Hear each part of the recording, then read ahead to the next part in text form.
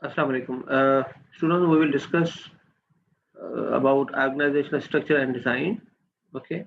What is the organizational structure? We have to define it. Organizational structure actually refers to the formal arrangement of the jobs within an organization. How jobs are arranged in the organization, how jobs are interconnected with each other, how the authorities are distributed among different positions, that reflects an organizational structure. Okay?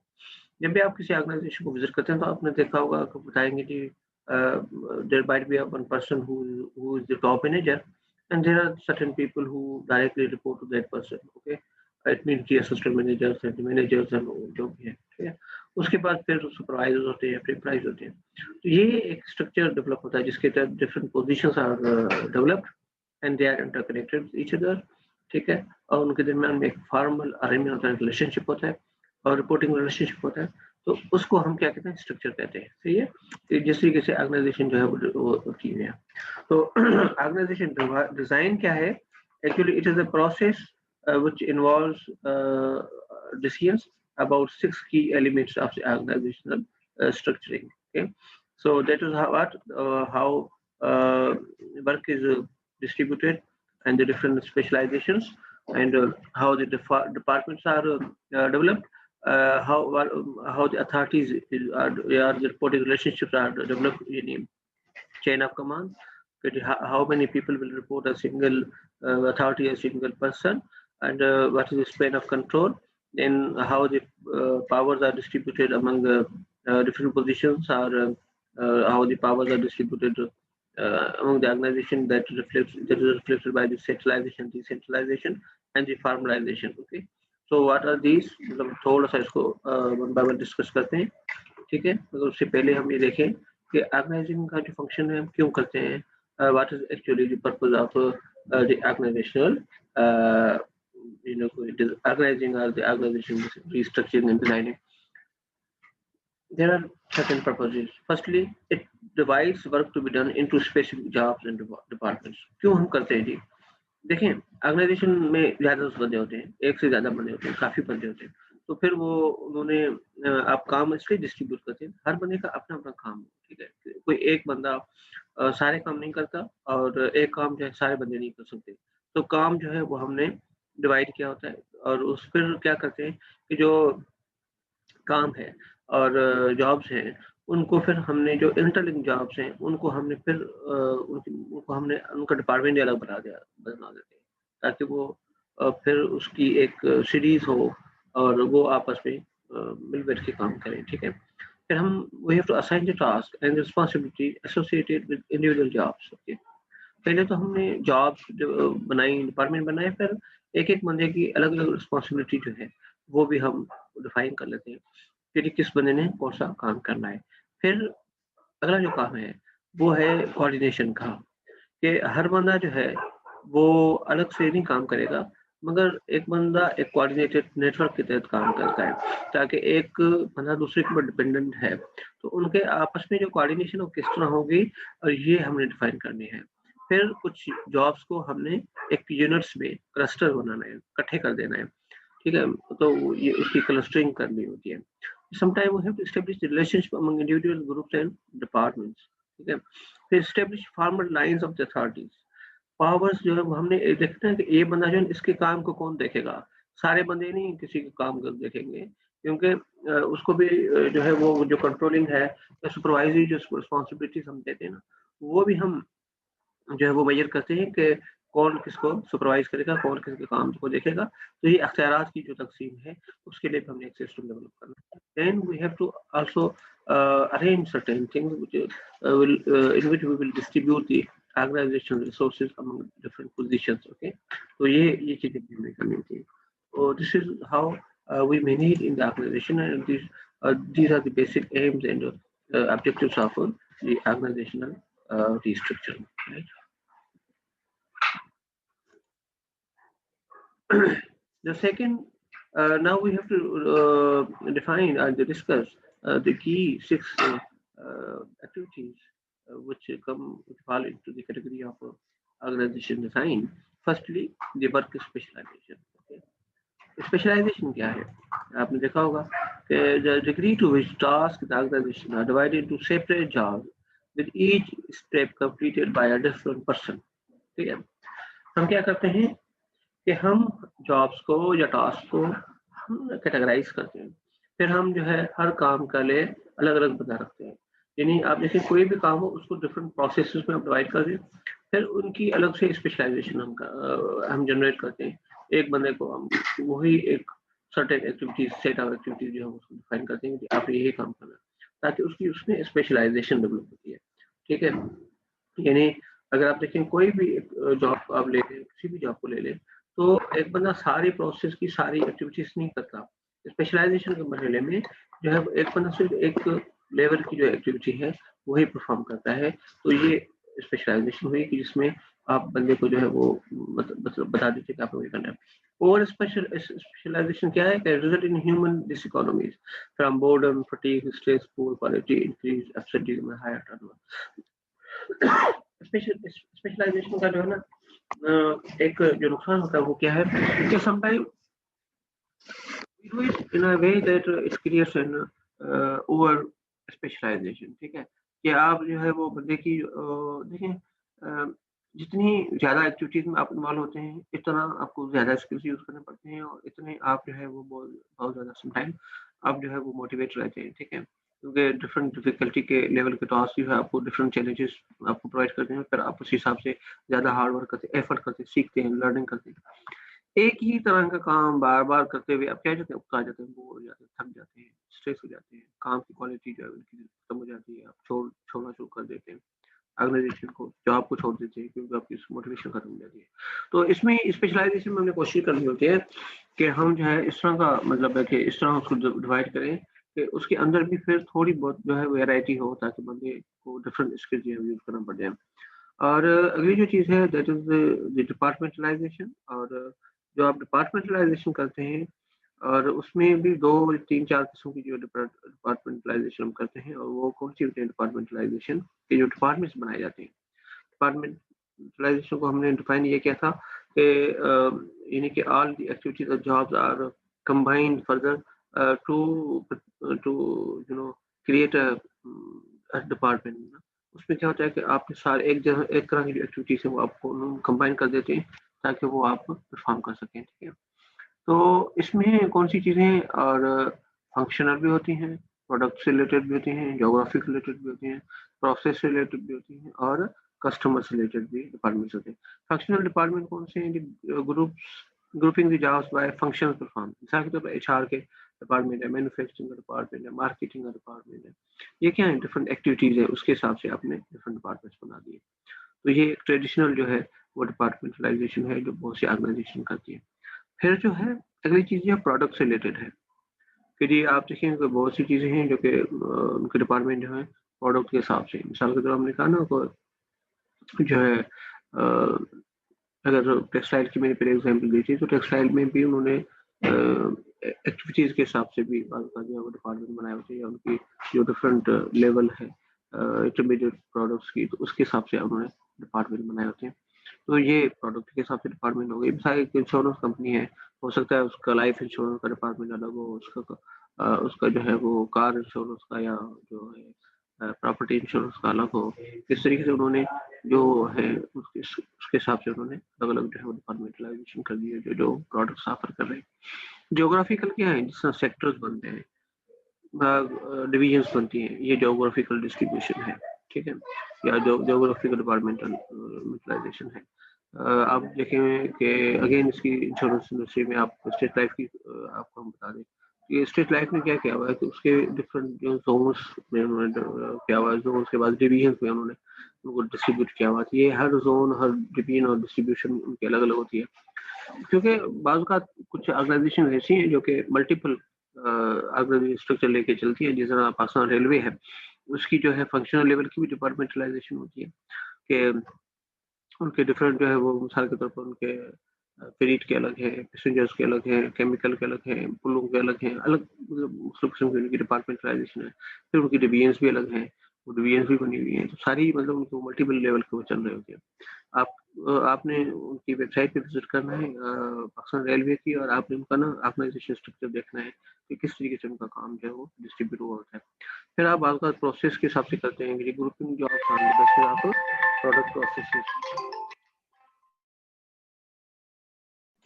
Next might be the departmentalization with regard to customers. Okay, grouping jobs by the type of customer and needs you are doing. Okay, तो ये कुछ है मिसाल के तौर पर ये देखते हैं, ये प्लान मैनेजर्स की है, और मिसाल के तौर पर ये एक फंक्शनल डिपार्टमेंटलाइजेशन किस तरह होती है कि मिसाल के तौर पर एक प्लान मैनेजर है जो कि हेड करता है उस डिपार्टमेंट को, और उसके बाद मैनेजर हो सकता है इंजीनियरिंग का हो, अकाउंटिंग का अलग हो, मैन्युफैक्चरिंग का अलग हो, एचआर का अलग हो, और परचेजिंग का अलग हो। इसके कुछ फायदे और नुकसान होते हैं। फायदा क्या होता है कि efficiency from putting together similar specialities and the people with the common skill knowledge and orientation, coordination with the functional area and in depth specialisation. आप देखिए इंजीनियरिंग डिपार्टमेंट में सारी किस्म के इंजीनियरिंग के लोग बैठे होंगे, इलेक्ट्रिकल इंजीनियरिंग, मैकेनिकल इंजीनियरिंग, ये वो जो भी है, ठीक है। उसकी हो सकता है फर्दर जो है वो उसके छोटे छोटे सेक्शंस हों। तो अब होता क्या है इसमें कि जितने भी इंजीनियरिंग का काम हो आपने उसको इंजीनियरिंग डिपार्टमेंट में डिवाइड कर दिया। अकाउंटिंग वाले लोग सारे फाइनेंशियल मैटर को देख रहे थे, मैन्युफैक्चरिंग वाले लोग सारी प्रोडक्शन को देख रहे होते हैं, एचआर के लोग सारे मैनेजमेंट को देख रहे होते हैं, परचेजिंग के लोग सारे इनका काम होता है कि डिफरेंट लोगों के लिए चीज़ें जो हम परचेज करना, तो उनके अंदर बिलिंग और बिडिंग और उनके साथ ऑडिटिंग और सारी चीज़ें ये लोग कर रहे होंगे, उसकी इन्वेंट्री मैनेजमेंट, सारी चीज़ें एसेट मैनेजमेंट, सारी चीज़ें ये कर रहे होंगे उनकी, ठीक है। तो इससे क्या होता है स्पेशलाइजेशन क्रिएट होती है, काम सिमिलर एक्टिविटीज जो है वो एक डिपार्टमेंट के अंदर काम कर रहे होते हैं, तो हर बंदे को ना दूसरे के काम उसका तजर्बा होता है। अब देखिए परचेजिंग वाले लोग जो है उनको इंजीनियरिंग के अंदर क्या प्रोसेस होता है उनको चीज़ों को नहीं पता होता, ठीक है, मगर उनको अपने काम का ज़रूर पता होता है। तो ये चीज़ें होती हैं, इससे एफिशिएंसीज डेवलप होती हैं, एक दूसरे की लर्निंग एक दूसरे के ऊपर सपोर्ट कर रही होती है, ठीक है।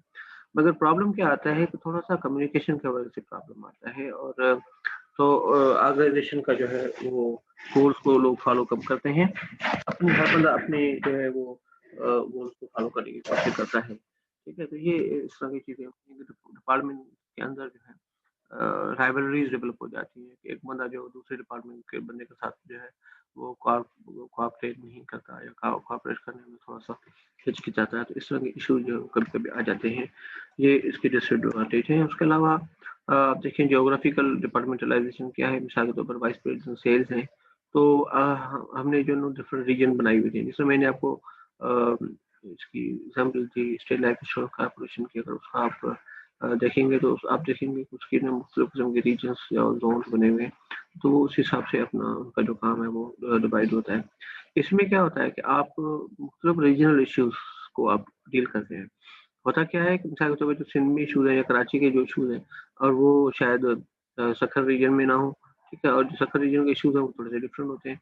तो अगर आप उसको रीजनल लेवल पे आके सोचें तो फिर आप क्या करते हैं वो नीचे और ग्राउंड लेवल पे और लोकल लेवल पे जो प्रॉब्लम्स आते हैं, जो उस रीजन और उस के साथ ही यूनिक होते हैं, उनको एड्रेस करने में आपको आसानी होती है और आप उनको उस तरीके से डील कर रहे होते हैं। क्योंकि बाज़ बात खासतौर पे सेल्स में आप देखेंगे परचेजिंग पावर, आप देखें कि जो कराची के लोग हैं उनका डिफरेंट है, और जो हमारे मिसाल के तौर पर मदीन और इस तरह के लोग होते हैं, इलाके के लोग हैं जो रिलेटिवली पुअर जो है एरियाज के लोग हैं, उनका परचेसिंग पावर डिफरेंट होता है। तो आप देखेंगे अगर आपने रीजनल डिस्ट्रीब्यूशन की हुई होती है अपनी वर्कफोर्स की, तो फिर आपको प्लानिंग करना और एग्जीक्यूशन करना आसान हो जाता है, उनके टारगेट्स डेवलप करना और ज़्यादा आसान हो जाता है, और उसको आपको मेजर करना भी ज़्यादा आसान हो जाता है। तो ये सम टाइम हम ज़ोन्स में डिवाइड करते हैं अपनी ऑर्गेनाइजेशन को, ठीक है? और प्रोडक्ट के हिसाब से डिपार्टमेंटलाइजेशन क्या है, मिसाल के तौर पर एक होम राइडर एक लिमिटेड ऑर्गेनाइजेशन है, उसमें क्या करते हैं, उसका क्या काम है कि ये जो है उसका डिफरेंट चीज़ें, मास ट्रांसिट सेक्टर है, उसका recreational and utility vehicle sector है और रेल प्रोडक्ट सेक्टर है, ठीक है? तो डिफरेंट चीज़ें वो प्रोवाइड करते हैं, उनकी अगेन डिवीजन्स होती हैं, ठीक है? तो उसके हिसाब से फिर आप क्या करते हैं कि एक कंपनी जो कि डिफरेंट प्रोडक्ट्स को डील कर रही है, फिर वो हर प्रोडक्ट्स को वो आपस में जो है मिला के और उनके हिसाब से उनके डिफरेंट जो है वो डिपार्टमेंट बन जाते हैं। प्रोसेस के हिसाब से क्या है, प्लांट्स अगर आप देखें प्लांट का किसी भी कंपनी की अगर आप देखें जनरल की कंपनी के अंदर या किसी व्हीकल की मैनेजमेंट की कंपनी के ऊपर आप देखते हैं, अगर उसका प्रोडक्ट है तो साइंग डिपार्टमेंट का मैनेजर अलग है, मिलिंग और प्लानिंग और मिलिंग का अलग है, असेंबलिंग का अलग है, लेक्योरिंग एंड सेंडिंग का अलग है, फिनिशिंग का अलग है, और इंस्पेक्शन इंस्पेक्शन और शिपिंग डिपार्टमेंट का अलग है। ठीक है, तो इसमें क्या होता है कि हर जो एक्टिविटीज है उसका दरम्यान में आप फ्लो जो है वो डेवलप कर लेते हैं, और डिफरेंट प्रोडक्ट्स को आप जो है आपस में मिला सकते हैं।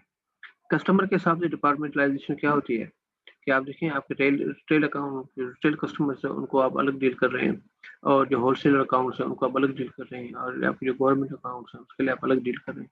तो डिफरेंट टाइप ऑफ कस्टमर्स को आप डील करने के लिए अपने डिपार्टमेंट अलग अलग बनाए हुए होते हैं। तो ये ज़्यादा आपके लिए बेहतर होता है, उसके लिए आपने अलग से एक सेक्शन जो है वो डेवलप किए हैं, डिपार्टमेंट डेवलप किए हैं।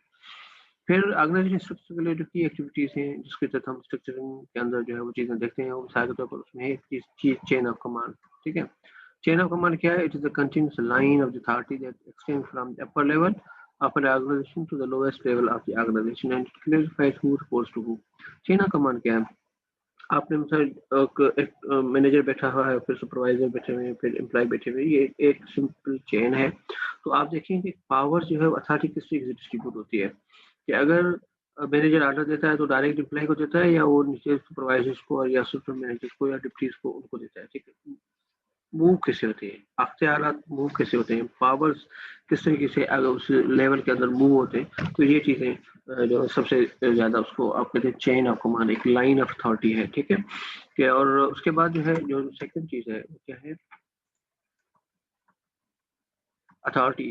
हम जब भी बात करते हैं अथॉरिटी की, पावर की, अख्तियार की, तो क्या चीज़ है? अथॉरिटी की डेफिनेशन ये है, the right inherent in a manager position to tell people what to do and to expect them to do it. ठीक है, देखिए अथॉरिटी एक राइट है, हक है, अख्तियार है, इसके तहत हम लोगों के एक्शन को रिडायरेक्ट करते हैं, डायरेक्ट करते हैं, हमको बताते हैं कि आपने ये करना है, ये नहीं करना, डूज एंड डोंट्स हम डिफाइन करते हैं। आप उनको टास्क देते हैं, आप उनको असाइनमेंट देते हैं, आप उनको काम देते हैं, आप उनसे पूछते हैं, आप उनसे पूछ-कुछ करते हैं, आप उनको रिवार्ड देते हैं, आप उनको सज़ा देते हैं, तो वो उनको क्यों देते हैं? ठीक है, आपको कोई और क्यों नहीं देता? तो इसी वजह से कि उनके पास अथॉरिटी है, लीगल अथॉरिटी है, फॉर्मल अथॉरिटी है, उनके पास एक पावर्स है, जिसकी वजह से उन्हें वो ये काम करते हैं। तो ये अथॉरिटी है जिसके तहत ही आप काम करते हैं। तो ये मैनेजर पोजीशंस के अंदर चीज़ें आ जाती हैं, अख्तियारात आ जाते हैं। फिर उसके बाद रिस्पॉन्सिबिलिटी क्या है? ऑब्लिगेशन और एक्सपेक्टेशन टू परफॉर्म। रिस्पॉन्सिबिलिटी मतलब ये है कि it's the feeling that you have to do certain activities just because of you are liable to do it, you are obliged to do it। ठीक है, अगर आप जब एक मैनेजर पोजीशंस पे आप उसको अज्यूम करते हैं, तो फिर आपकी ये रिस्पॉन्सिबिलिटी बनती है, आप क्योंकि लोग आपको एक्सपेक्ट करते हैं कि आप मैनेजर हैं, लिहाजा आपने लोगों के काम को देखना है, आपने इनको इनकी प्रॉब्लम्स को सॉल्व करना है, आपने इनको रिसोर्सेज प्रोवाइड करना है, ये आपकी रिस्पॉन्सिबिलिटी है, ये आपकी जिम्मेदारी में आती है। ठीक है, जब भी आप कोई पावर, अथॉरिटी, कोई पोजीशन अज्यूम करते हैं, तो कुछ सर्टेन रिस्पॉन्सिबिलिटीज आपके शोल्डर्स पे आ जाती है, और वो क्या है? वो ऑब्लिगेशन है, लोगों की एक्सपेक्टेशन है आपके लिए। ठीक है, और यूनिटी ऑफ कमांड क्या है? ये एक कंडीशन है जिसके तहत आप कहते हैं कि एक काम एक बंदा ही करेगा। ठीक है, और ये है कि the concept that a person should have a one boss and should report only that person. ठीक है, ये यूनिटी ऑफ कमांड है। एक लाइन जब आप बना लेते हैं, आपको पता है कि एक बंदा एक काम को एक बंदा करेगा, फिर उसको उसका सुपरवाइजर भी कोई एक बंदा होगा। तो ये चीज़ है। अगर आप देखें कि the work of everybody is work of nobody. अगर जब आप काम को बना देते हैं कि हर बंदा उसको चेक कर सकता है, हर बंदा कर सकता है, तो कोई भी नहीं करेगा, कोई ज़िम्मेदारी उसकी एक्सेप्ट नहीं करेगा।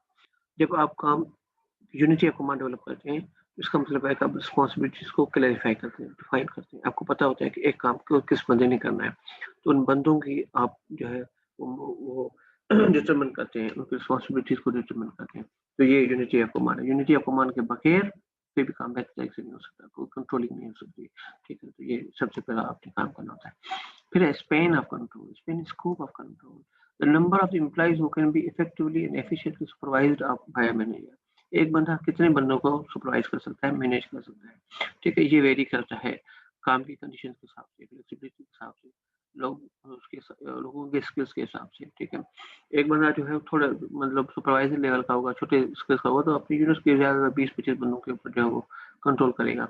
अगर एक मतलब एक रीजनल मैनेजर है, तो हो सकता है उसके पास आप और मैनेजर दे दें, तो उनको आप कितने उसको मैनेजर्स उसकी रीजन में आप दे सकते हो, कितने लोग उनके आप अंडर कमांड दे सकते हैं। ये उसका स्पैन ऑफ कंट्रोल है कि एक बंदा जो है, क्यों, अगर आप अपने सेक्शन तक हैं तो आपका स्पैन ऑफ कंट्रोल आपके सेक्शन का है। अगर आप उस सेक्शन के जो है वो मैनेजर है, सुपरवाइजर है, तो आप और लोगों के ऊपर नहीं आ सकते हैं, ठीक है। आप उनके ऊपर अख्तियारात नहीं मतलब तस्लीम कर सकते हैं, ठीक है। तो ये चीजें होती हैं स्पैन ऑफ कंट्रोल कितने आप कर सकते हैं।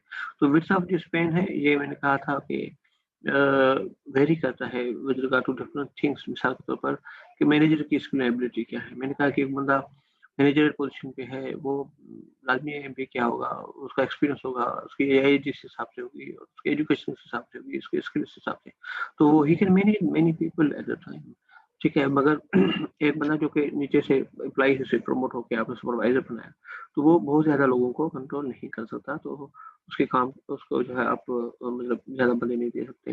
फिर एम्प्लॉय के करेक्टरिस्टिक्स के ऊपर है कि आप अगर देखें कि लोग जो हैं जो कि अनपढ़ हैं, और उन लोगों के ऊपर आप शायद उस हिसाब से आप मैनेज करें उनको, जो है उसके लिए सुपरवाइजर्स की डिस्ट्रीब्यूशन के लिए आप बना सकते हैं।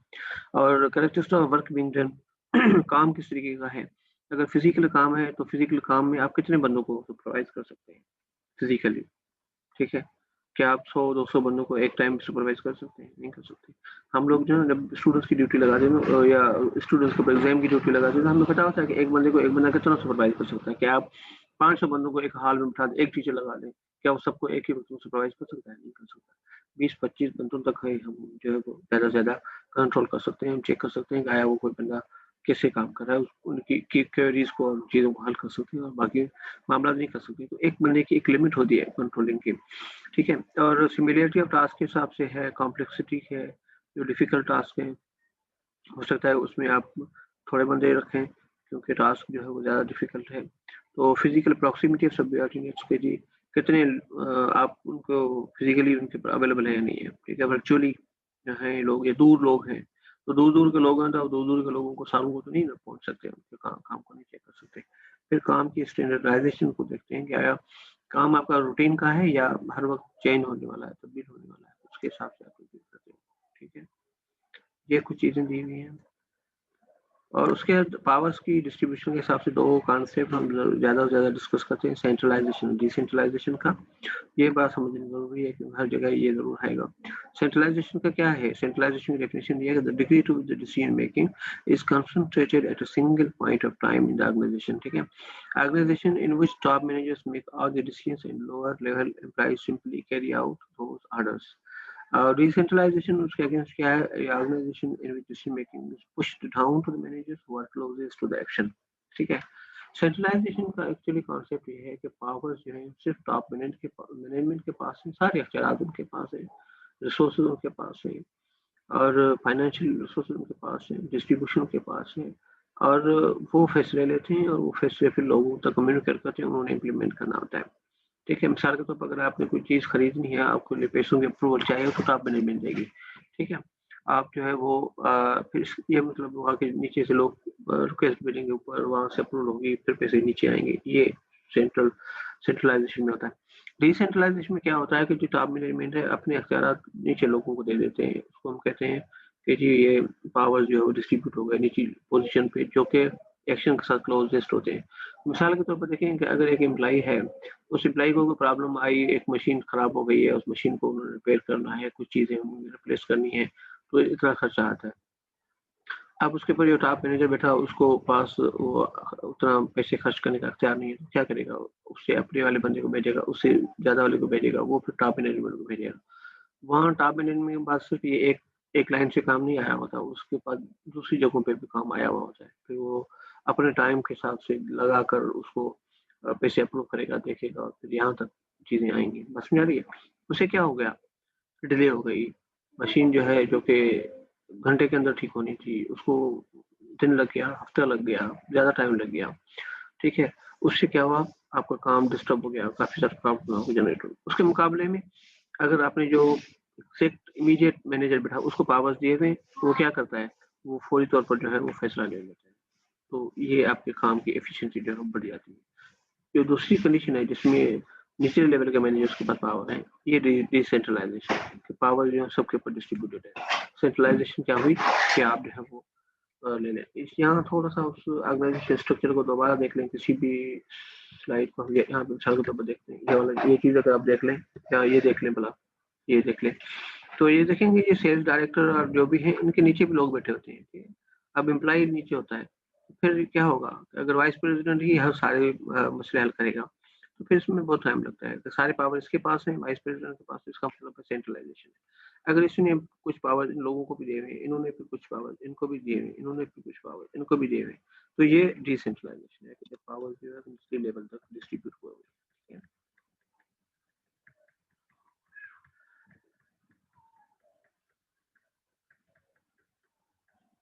एम्प्लॉय एम्पावरमेंट क्या ये है? एम्पावरमेंट का मकसद ये है कि increasing the decision making authority power of the employees when you distribute powers which were centralized towards the top positions, towards the lower level positions. So this process is called the employee empowerment because now the people are empowered. They can take their decisions at their own. Okay. तो यहाँ पे है कि जी centralisation कब होती है और decentralisation कब होती है, इन चीज़ों को आप खुद देख लें। एक और प्रोसेस है फॉर्मलाइजेशन में, ठीक है। The degree to which jobs within the organization are standardized and extent to which employee behavior is guided by rules and procedures. ये सबसे बड़ी बात है कि जी फॉर्मलाइजेशन का क्या मकसद है कि देखें कि जब everything you have to go for the rules regulation and laws, everything is written on those rules and you have to follow those, ठीक है। That is the formalisation of your organisation, ठीक है। तो क्या होगा कि when there are highly formalized jobs, so you as a manager have a very little discretion over what you have to do. Okay, so in the shape of the low formalization, it means there are very limited type of constraints, and people have more flexibility and more autonomy. They can initiate new things and can take very new and unique decisions. Okay, तो formalisation में क्या होता है कि आप सिर्फ power जो हर चीज everything is written in the books, you go by book only and you are not doing anything from your own side. Okay, so that's the formalisation. जब फॉर्मलाइजेशन लो होगी तो फिर इसका मतलब आपके पास पावर है, कोई चीज लिखी नहीं है, जो चीज आप कर सकते हैं आप कर सकते हैं, जो आप करना चाहते हैं आप कर सकते हैं, ठीक है। तो ऑर्गेनाइजेशन जो डिजाइन है उसके डिसीजन जब आप लेते हैं तो भी हमने ये देखना होता है कि ऑर्गेनाइजेशन आया मैकेनिस्टिक ऑर्गेनाइजेशन है या ऑर्गेनिक ऑर्गेनाइजेशन, ठीक है। उसी फॉर्मलाइजेशन पर्सपेक्टिव में अगर आप देखें तो मैकेनिस्टिक ऑर्गेनाइजेशन वो होती है जो कि रिजिड होती है, टाइटली कंट्रोल स्ट्रक्चर होती है, जहाँ पे पावर्स जो है वो फॉर्मलाइजेशन पे भी हाई होंगे और सेंट्रलाइजेशन होगी, ठीक है, डिसेंट्रलाइजेशन नहीं होगी, और मिसाल के तौर पर स्पेशलाइजेशन बड़ी हाई है और डिपार्टमेंटलाइजेशन भी बड़ी टाइट और रिजिड की हुई है, control of span of control बहुत लो है, फॉर्मलाइजेशन ज़्यादा है, इंफॉर्मेशन नेटवर्क जो है वो डाउनवर्ड इंफॉर्मेशन है, पार्टिसिपेशन नहीं होती। तो ये मैकेनिस्टिक ऑर्गेनाइजेशन है, एक मशीन के तौर पर काम करते हैं समझोगे। मैकेनिस्टिक में हम एक मशीन लाइक है कि जिस मशीन है ना वो स्टैंडर्डाइज तरीके से काम करती है ना, तो वो कहीं आगे पीछे नहीं जाती, जिस तरीके से डिजाइन हुई होती है वही काम करती है, ठीक है। तो ये चीजें जो है इसमें फ्लेक्सिबिलिटी नहीं होती जो तो in comparison to mechanistic organization, what are the organic organization वो हैं जो कि ज़्यादा फ्लेक्सिबल होते हैं, हाईली फ्लेक्सिबल एंड एडाप्टेबल स्ट्रक्चर जो है यूज करते हैं, ठीक है। उसमें जॉब्स स्टैंडर्डाइज नहीं होती, हर जॉब्स की वेल डिफाइंड नहीं होती, ठीक है, और रूटीन वाली नहीं होती, हर बार आपको नए काम करने पड़ते हैं, और फिर टीम बेस्ड स्ट्रक्चर होते हैं, कोई रिजिड डिपार्टमेंटलाइजेशन नहीं होती, ठीक है। टीम वर्क होता है कि लोग जो हैं आप टीम्स के अंदर ग्रुप्स के अंदर काम करते हैं।